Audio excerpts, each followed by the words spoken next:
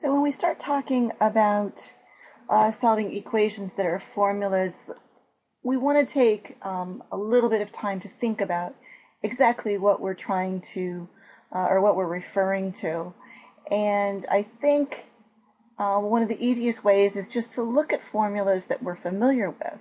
So that's why I have this list of formulas down here. So we are pretty good with the idea, that area is of a rectangle, certainly, is length times width. And we're pretty familiar with that. And then, of course, the perimeter of a rectangle, again, something that we're pretty familiar with. We don't always write it like this. Sometimes we write perimeter is equal to length plus width plus width, and that's fine. This is just a nice little sort of formulaic version. And then the volume of a rectangle, length times width times height. These three are things that we kind of use a lot in math. The next one, this distance formula, this is something that we actually see more often, or certainly see more applied in physics. We do see it in math, but generally it's in the context of a word problem. In physics, we're using it to do something, because it is physics. Distance is equal to rate times time. Simple interest, we're going to be talking about that in this class. The Pythagorean theorem, something that we are familiar with. And then the idea of temperature conversion.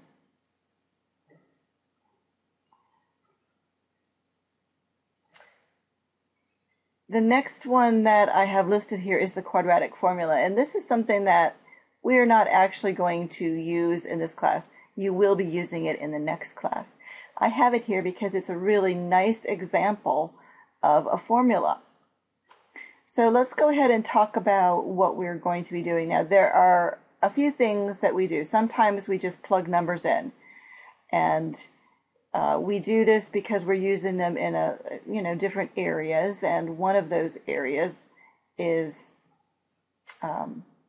science. We use it a lot in science, physics, we just mentioned earlier.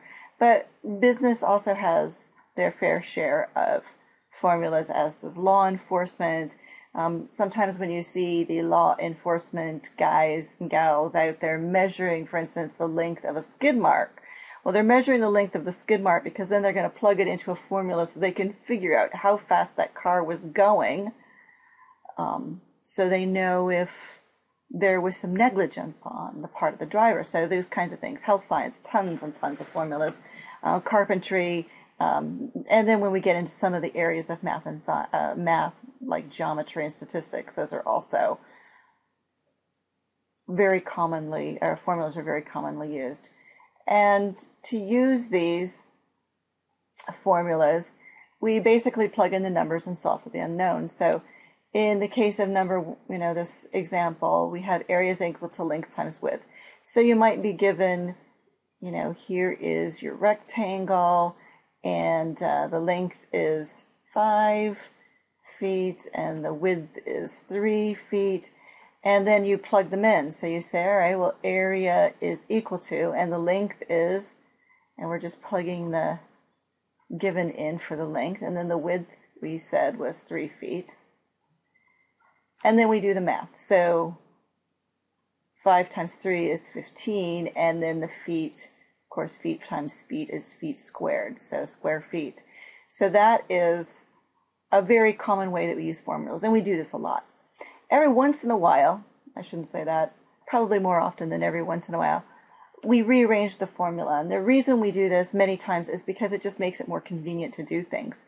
So an example would be, all right, let's go ahead and take that same formula. We've got the area is equal to length times width, and we're going to solve for width. So what it's saying is we're going to treat that W like it's our variable. We want to get it completely alone. So we are saying this is our variable. Now when we look at this formula that we've got, we look at what's going on between the length and the width, and we can see that it is multiplication. If we go back to this idea, I'm just going to do this off to the side. If I have 15 is equal to 5x, we see that we've got this multiplication going on here between the 5 and the x. So we know that what we do is we divide. If we do it to one side, we do it to both sides. And then we've got our x alone.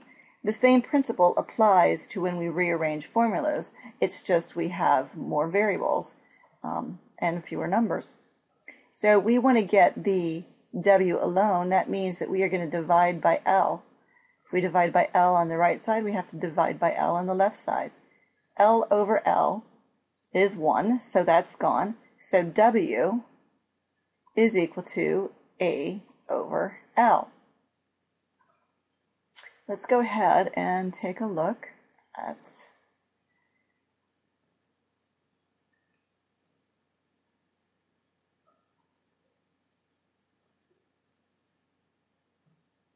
something like this. So we've got this word problem here. Now the idea is that we're going to try to get the t alone, because the question is, how long do you have to leave in your principal? So how long, is the question.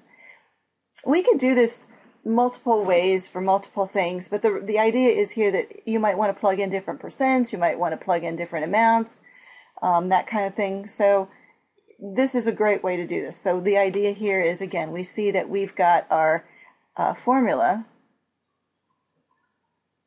and we see that t is being multiplied by this p times r. So again, to get the t alone, we divide by the p times r.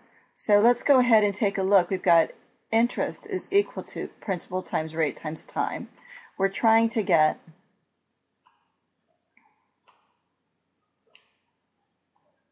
the t alone.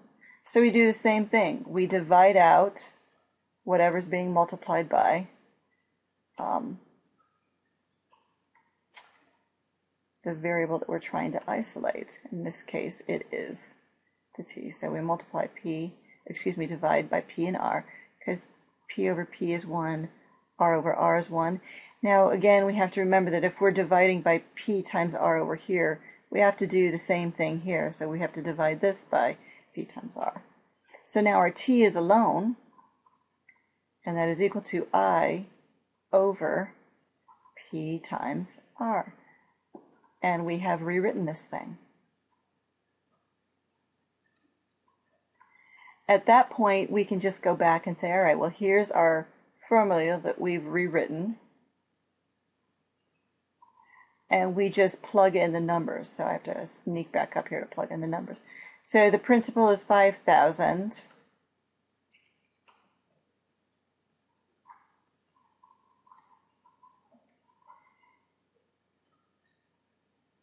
And I should have written that down a little bit, so I'm just going to go back a second here. There we are. So we don't blur where we're supposed to be at. The rate, of course, we go back up here, and that was 7.5%. And remember, we can't do math with percent, so we have to rewrite it into a decimal. And the interest, again, I'm going to have to sneak back up here, is $500. So this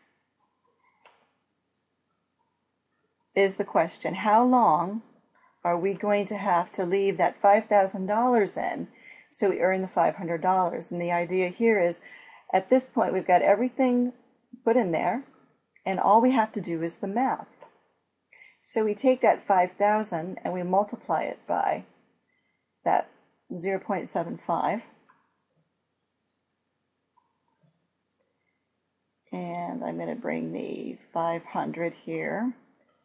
So I do this first, the 5,000 times 0.075.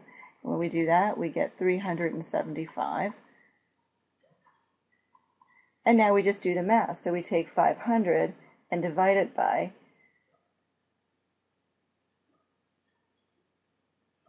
375.